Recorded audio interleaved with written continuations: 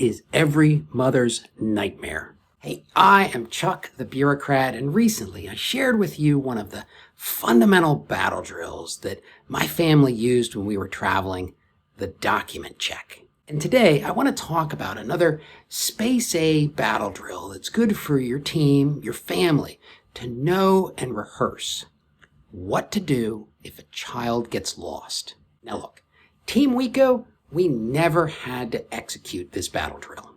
Oh wait, we did have one incident where our middle son fell asleep in a passenger terminal and we couldn't find him, but that was a lot less stressful than a child suddenly disappearing on the streets of Paris. And the truth of the matter is, your child is just as likely to get separated from you in a local mall as they are in some foreign country. In fact, it's maybe even more likely. So you don't need this battle drill because of some lurking danger.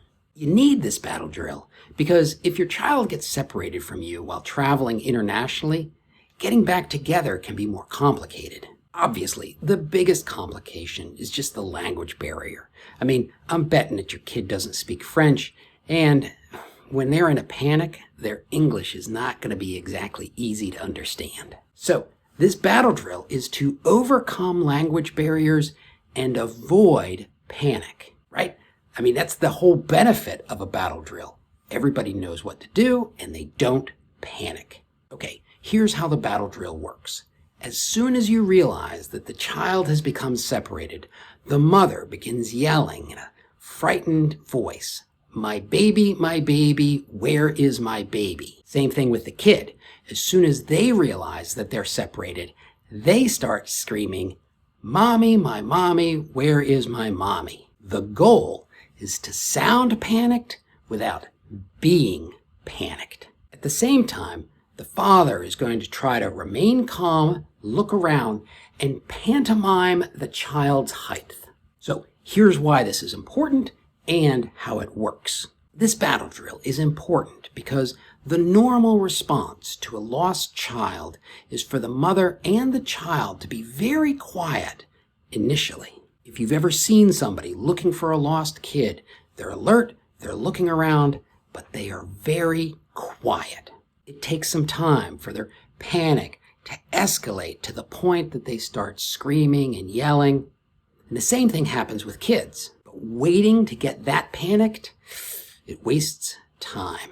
And it means that by the time you do get loud and people start noticing, that you're starting to be a little incoherent. Of course, the real reason that this battle drill works is because a panicked mother and a lost child, that mobilizes the people around you to help. And you want to tap into this instinctive, self-organizing property of human beings as soon as possible. Listen, you're not going to see these people again, so do not worry about embarrassing yourself. In fact, if they remember it at all, they'll think back to the time that they were the hero who found the child and got them back to the mother. Now, this is a battle drill, and that means that you have to rehearse it. And that can be tricky because you want to do it with a live audience so that your kids can see how effective it really is. And you want them to realize that there's nothing to really be upset about. They just sound upset. One way you might do this is to have two of your kids practice together.